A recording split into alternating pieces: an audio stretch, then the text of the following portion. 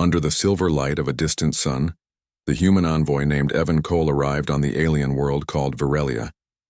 His ship landed in the royal courtyard, surrounded by tall crystal towers that shimmered in soft blue light. The air smelled faintly of flowers and strange birds flew in circles above. He had come alone, carrying only a small translator and his courage. Humans and Virelians had fought for years and peace talks had failed again and again. But this time the invitation came from the Queen herself and no one knew why. Evan walked through long marble halls, guided by guards in glowing armor. Their golden eyes watched him carefully, their faces unreadable. The silence was heavy and every step echoed like thunder. Finally the guards opened two great doors and he entered a wide hall that glowed with soft golden light. At the far end sat Queen Soraya, ruler of all Virelia. Her throne looked as if it was made from living crystal, and light seemed to dance across her silver hair. When Evan bowed, the Queen raised her hand gently. Her voice was calm, musical, and unlike anything he had ever heard. "Rise, human, you may speak." Evan stood tall. He had prepared long speeches about peace, trade, and cooperation, but when he looked at her, the words vanished. Her eyes were bright and deep, glowing like stars, and in them he saw something unexpected: sadness. She looked less like a ruler and more like someone searching for something she had lost long ago. He cleared his throat and spoke simply. "I came not to demand but to understand. Humans don't want to rule your people. We want to live without fear." The Queen studied him in silence. Around her, advisors whispered, doubting his words. One of them said coldly, "Human words are easy. We have heard many lies before." But Soraya raised her hand again, silencing them. She stepped down from her throne, her movements graceful and slow. The air itself seemed to tremble as she walked closer to him. Evan could feel her presence, strong yet gentle, commanding yet curious. "You speak differently from the others," she said softly. "There is no pride in your tone, only truth." "I speak what I believe," Evan replied quietly. "Peace starts with trust." For a long moment they looked at each other without speaking. The hall grew quiet. The guards, the advisors, even the shimmering lights seemed to fade away. Only her golden eyes and his human gaze remained. Then in a voice so soft it almost broke the silence, she asked, "Tell me, human, are you single?" The question froze the room. The advisors exchanged shocked looks. The guards tensed, unsure what it meant. Even Evan felt his heart stop. He had expected questions about politics or war, not something so personal. But her tone wasn't teasing. It carried curiosity, pure and genuine. She looked as if she truly wanted to know. Evan blinked, trying to hide his confusion. "Yes, Your Majesty," he said carefully. "I am." For a brief second her expression changed. A faint golden glow appeared on her cheeks, a sign of emotion among her kind. She turned away almost shyly and spoke to her guards. "The human will remain in the palace until further notice." Her voice was calm again, but something in her eyes lingered before she left the hall. Evan was taken to a guest room high in the palace tower. The walls glowed with soft blue light and the floor was warm like gentle sunlight. He stood by the window looking at the alien sky filled with twin moons. He couldn't stop thinking about her question. Why would an alien queen ask that? Was it a test, a joke, or something deeper? He had faced generals and commanders before, but none had looked at him like that. There had been no hatred in her eyes, only curiosity, and maybe a spark of something else he couldn't name. That night the palace was quiet. Outside, soft winds carried the scent of silver blossoms. Evan sat near the balcony writing notes for his report, but before he could finish he heard a soft knock on the door. When he opened it, his breath caught. It was Queen Soraya herself. She wore a long flowing robe that shimmered like morning mist. There were no guards with her. "Your Majesty," he said quickly, bowing. "You shouldn't be here," she raised a hand. "I go where I choose." Her voice was gentle but firm. She walked past him and stood by the balcony, gazing at the stars. "You humans, you fight so fiercely, yet you look at the stars with hope, not anger. I find that strange." Evan stepped closer, careful not to offend. "Maybe that's what makes us human. Even after war, we still look up." Soraya turned to him. "You say you want peace, but your kind built weapons that shattered our sky." He nodded slowly. "We did, and we paid the price for it. That's why I came here, to end that part of us." The Queen studied his face. "You speak with pain, not pride. That is rare among warriors. I stopped being a warrior, Evan said softly. Now I'm just someone who wants to fix what was broken. She looked down, her voice almost a whisper. Perhaps we are not so different, you and I. The wind brushed through her silver hair, and for a moment she seemed less like a queen and more like a woman carrying a heavy heart. Evan wanted to speak but found no words. The air between them was thick with something he couldn't explain. Trust, maybe, or quiet understanding. Soraya finally turned to leave. But before stepping through the door, she looked back at him. Tomorrow you will stand before my council, she said. They will try to see weakness in you. Do not let them. You may be one human, but tonight you represent your entire world. I understand, Evan said. Her golden eyes softened. Good and human. She paused, almost smiling. Your answer earlier, it pleased me. Then she was gone, leaving only her soft scent in the air and the echo of her words in his mind. Evan stood there for a long time, staring at the stars, trying to steady his heart. The next morning, the palace buzzed with energy. Servants moved quickly, preparing for the meeting. Evan dressed in the plain uniform of his mission, simple but clean. When he entered the council chamber, dozens of alien eyes turned toward him, cold and watchful. At the center sat Queen Soraya, calm and radiant as always, but when her eyes met his, something warm flickered there. He realized then that his mission had changed. It wasn't just about peace between two worlds. It was about understanding between two hearts that should never have met, but somehow did. As the council began to question him, he answered each one calmly, honestly, without fear. And though the others couldn't see it, Soraya's gaze never left him. In that silent exchange of looks, something began. A fragile bond, impossible yet real. By the time the meeting ended, the alien queen rose and said quietly, "This human will stay. His presence brings clarity." The council was confused, but none dared to question her. Evan bowed respectfully. Deep inside, he felt the strange truth of it. Something had begun that neither of them could stop.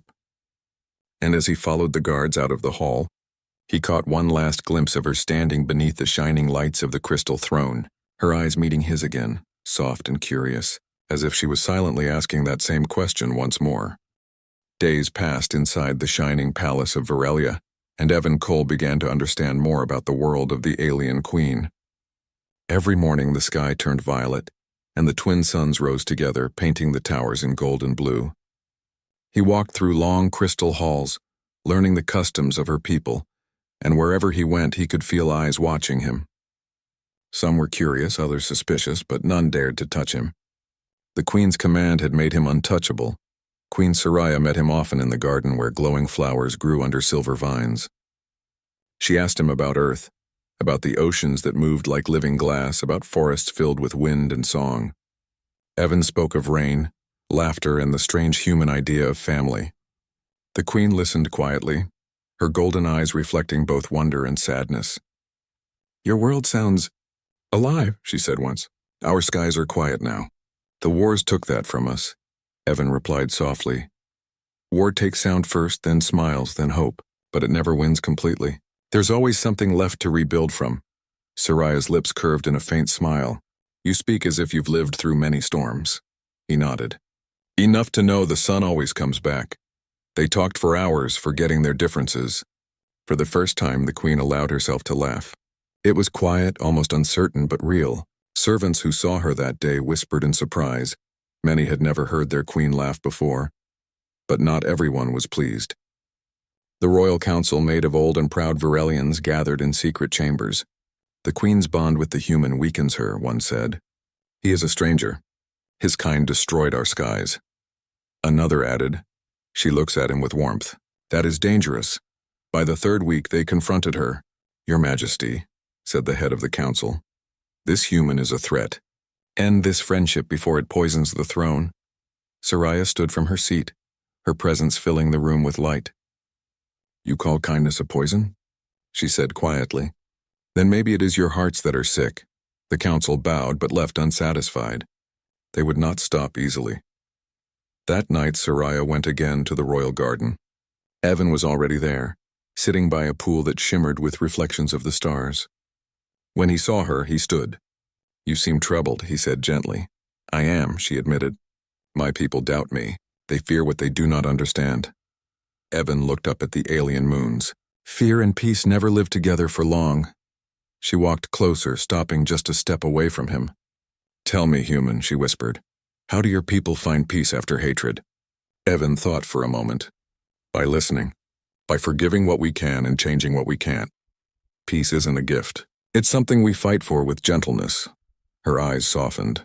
Gentleness, she repeated, as if testing the word. Among my kind, gentleness is seen as weakness. But you speak as if it is power. It is, Evan said simply, because only the strong can choose to be kind. A quiet breeze moved between them.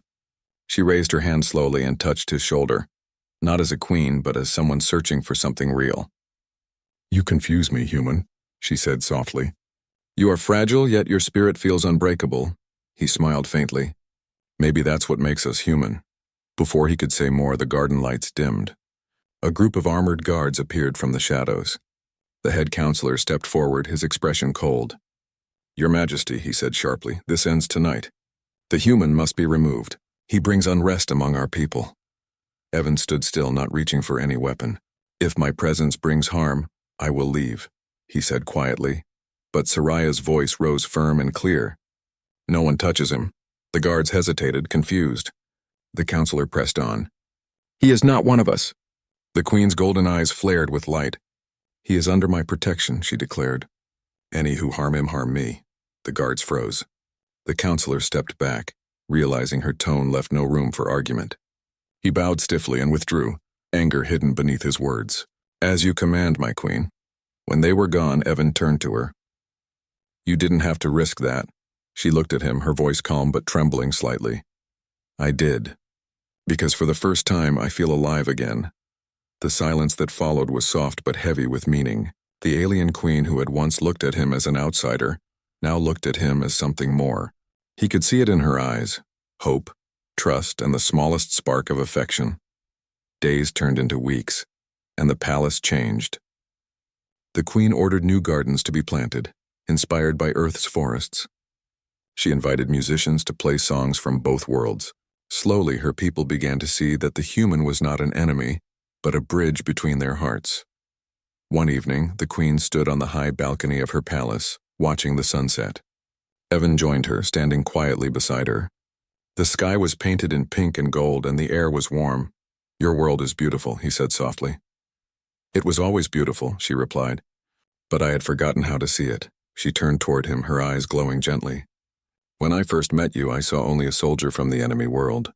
But now I see someone who carries light where others bring shadows. Evan smiled humbly. You see more than most. Soraya stepped closer. Maybe I do. Or maybe it is your heart that taught me to look again. Below them, people began to gather, cheering as a new message spread through the city. The queen had declared an end to all hostilities. The wars were over. The Queen of Virelia had chosen peace. Evan looked down at the crowds and then back at her. You did it, he said softly. You ended it. Her eyes glimmered. No, human. We did it. She reached out, taking his hand in both of hers. The touch was light, but it carried all the strength of her heart. You once told me humans find peace by forgiving. Maybe it is time my people learn that too. Evan held her gaze. And maybe humans will learn that strength doesn't always mean power.